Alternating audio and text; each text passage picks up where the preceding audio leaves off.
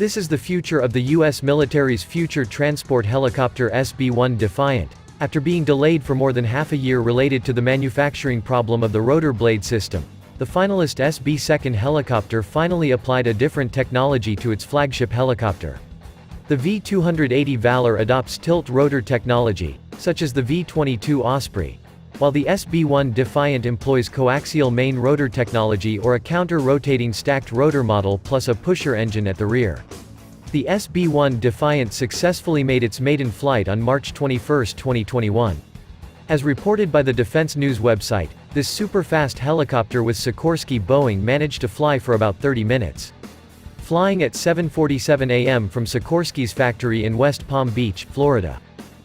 Friends, even though it's late, the Boeing-Sikorsky team remains optimistic that its helicopter will be able to compete with its competitor, the V-280 Valor developed by Bell Helicopters.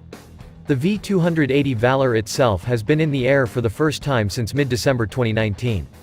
The SB-1 Defiant and V-280 Valor helicopters are finalists of the VFL, Future Vertical Lift program initiated by the United States Army, U.S. Army. VFL is prepared to replace the U-60 Black Hawk transport helicopter. Based on the same technology, the winning company was also awarded a contract to develop a replacement attack helicopter for the U-64 Apache.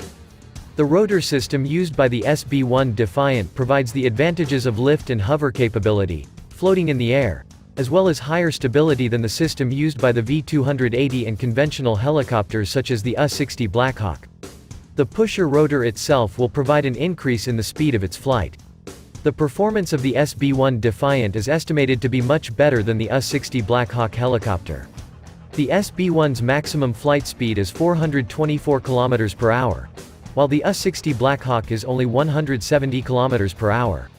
The speed of the SB-1 can still be increased up to 460 km per hour when the new engine developed in the FATE, Future Affordable Turbine Engine, program is available. Like its rival V-280 Valor, the SB-1 Defiant helicopter is manned by 2 people, pilot and co-pilot plus 2 auxiliary cabin crew.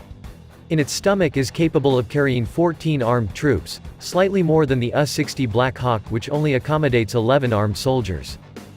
Friends, if selected as the winner in the VFL program, the SB-1 Defiant will begin to be handed over to potential users in 2030.